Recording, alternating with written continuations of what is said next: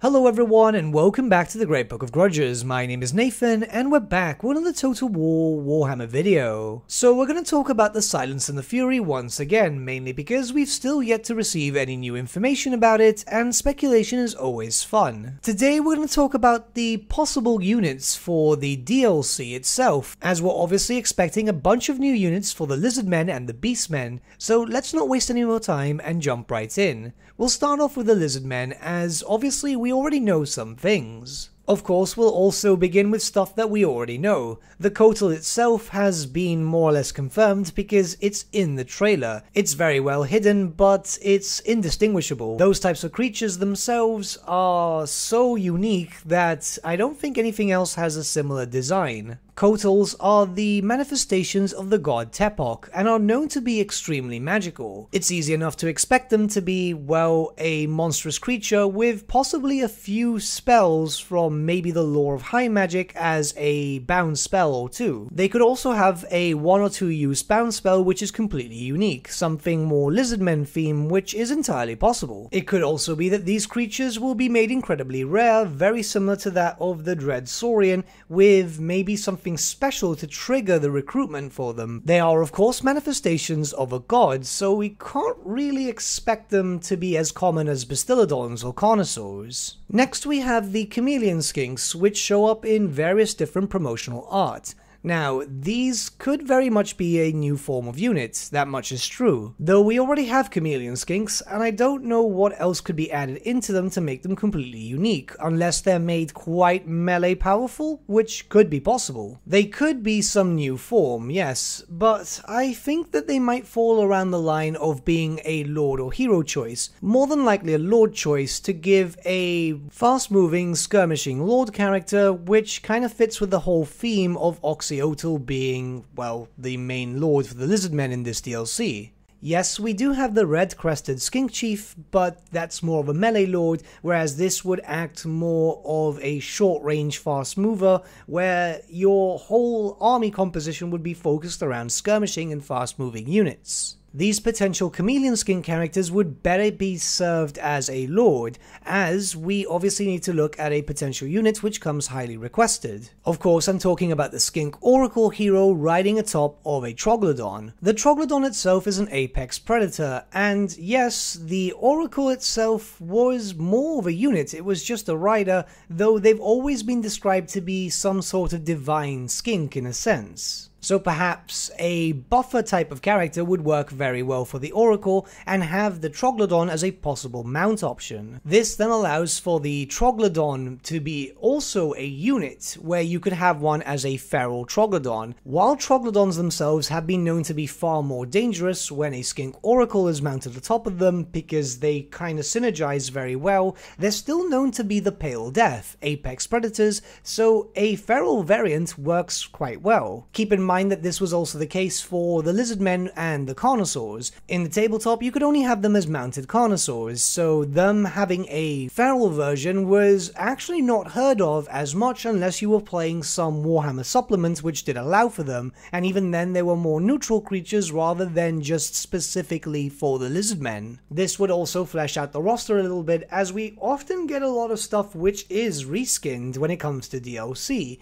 so when having Troglodons twice, I think that works out quite well. The Lizardmen are unfortunately not really missing much. They've had a decent amount of DLC which has given them practically everything. Now yes, there are a decent amount of things that were established in lore, such as the Thunder Lizards or even the Arcanodons, but they were never really official models. Those were kit bashes more than anything. And they've already had something which is extremely large as it is, the Dread Saurian of course, so I don't see them eventually being added in. I could be very wrong, however, as I have been wrong in the past, but it just seems that getting stuff the size of Dread Saurians, especially already since you have the Dread Saurian, does not make much sense. and the thunder lizards are actually supposed to be much, much larger. Now, we do know in lore of some skinks riding atop of cold ones, which would bring in a fast, sort of heavyish type of cavalry. It's a mix of the both,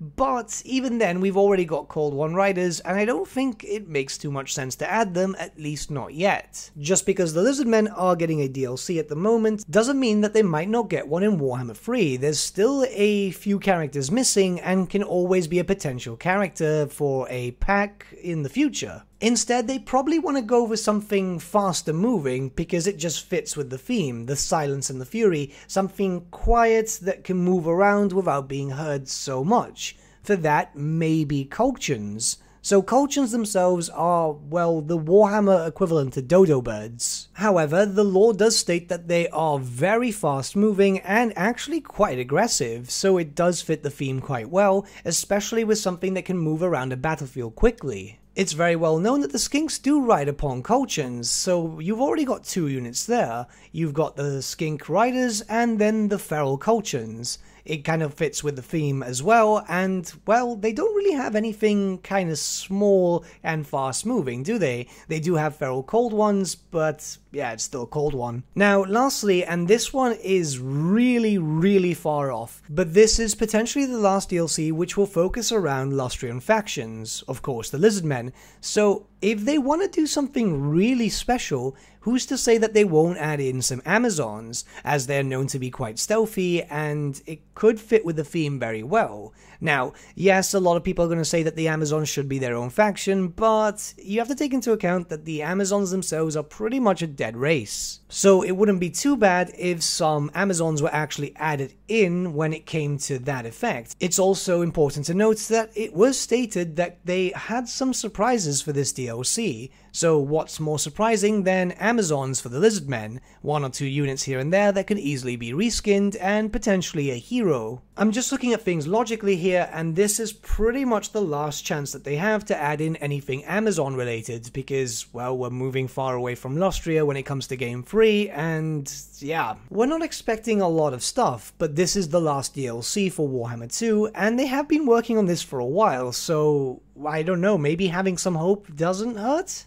Now let's look towards the Beastmen, and first off we can talk about the Doom Ball. So the Doom Ball is just a Lord variant of the Minotaur. If you've played the Beastmen before, which, yeah, you know, fun wasn't it? The Gore Ball is just the hero version of the Doom Ball, so just transfer that over and that's what you get. It doesn't have to be explained in very much detail because, well, we already know what we're getting essentially. Plus, many modders have actually recreated the Doom Ball in a very lore-friendly way. Next, of course, we'll move to the Gorgon, which, funny enough, is another Minotaur, just very heavily mutated and evolved. We are very much expecting this because most of the basic animations for legs and so on would already be in place with the Cygor. They actually shared the same kit in the tabletop too. The only difference between the two, of course, is the fact that the Gorgon has 4 arms and is known to be an incredible melee fighter which can heal in close combat. I mean, there's not too much to discuss about this because we could actually discuss this for a while,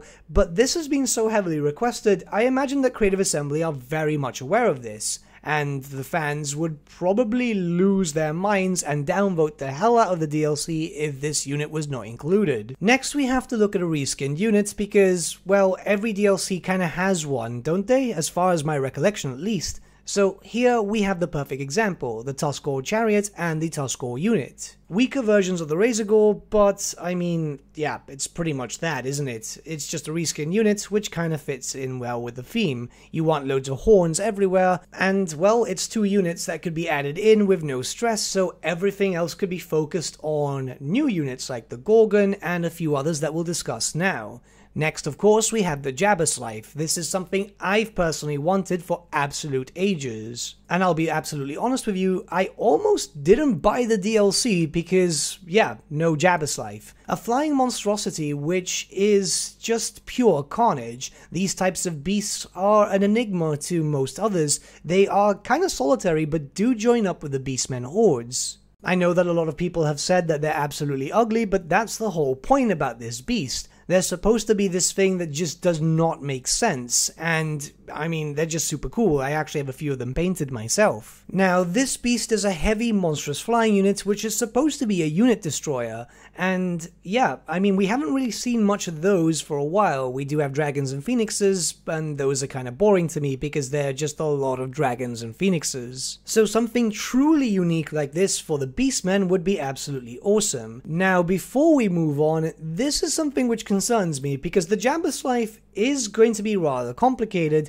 and I'm assuming the Gorgon too because it's 4 arms, and when it comes to DLC lately, we've been getting at least a Forge World unit per DLC, or at least that's been the standard, hasn't it? So if we look at possible units for that, we have the Gigantic Chaos Spawn or the Great Spined Chaos Beast. Both of them are just extremely thematic, and well, they're just Gigantic Chaos Spawn. Both of them are really the same thing, just had 2 different models, and the lore is very much the same. Plus, either way, whichever one they choose, I mean, they look absolutely awesome, and the reason why it fits with the Beastmen theme so well is because, well, in lore, they don't really use ladders or any siege equipment. It's absolutely alien to them. So having great beasts the size of, well, Dread Saurians, I'd say more or less, would help them really well to keep with the theme. That way they could just attack the walls and smash them down. I mean, that just sounds a lot more thematic and cooler than, you know, just some random ladders appearing, especially for the Beastmen. It doesn't make any sense for them whatsoever. With that, the Praeton could be brought in. Yes, it's another flying beast, but it's incredibly fast and very killy. It's something which just looks absolutely awesome, and yeah, I mean, something quick moving would be nice for the Beastmen. They could even step this up a notch and allow it to be a mount for any Beastmen lords. Maybe even if we get a Great Bray Shaman lord either as a DLC character or as a FLC character, which I'd assume FLC kind of fits. Because right now the Beastmen don't really have any flying characters, and let's be very honest here, they lack at that. Yes, the Chariot's incredibly fast, but I think almost every other race has a flying spellcaster. These are just the things I think are going to be added in. Of course, more stuff could be added in, and it might follow around mostly reskins, because, well, you have to take into account that yeah, these things are usually reskins. Especially if more complicated types of units get added in, they will have to put less resources on basic frontline troops. But what do you guys think about this, and do you guys think there's other units to be added in instead? Let me know your thoughts in the comments below, and let's start a bit of a discussion. Also, keep in mind that this is pure speculation. But with that, my friends, we've come to the end of our video. Thank you so much for watching. If you did enjoy the video, might I suggest giving the video a like, or even subscribing to the channel, as it really does help us out. In the description section below are various links to different social media platforms such as Facebook, Instagram, and Discord. Also in the description section is an affiliate link with Element Games where you could buy loads of hobby-based products, not just Warhammer, for 10 to 25% off. Making a purchase using that link and also our special code, which is also in the description, supports the channel at no extra cost to you, which we think is rather cool. A big thank you to our patrons. Your support means the world to us. It's amazing that people want to help a small channel like us grow and get to a higher level of content. A big thank you to Gibraltar LUSC, Ryan Bertsche, Andrew Prince, and Okro for subscribing to us at our Fane level. You guys are super cool. And a big thank you to Edward Yule, VS Vasan, Aaron Whitman, and Shaggy for subscribing to us at our King level. Honestly, we can't thank you all enough. And lastly, a big thank you to all of you for liking, sharing, and commenting on these videos. Honestly, it's because of you guys that the channel has been growing at such a great pace lately, so we can't thank you all enough. But with that, my friends, thank you so much for watching once again, and we shall see you all again very soon. Have a good day.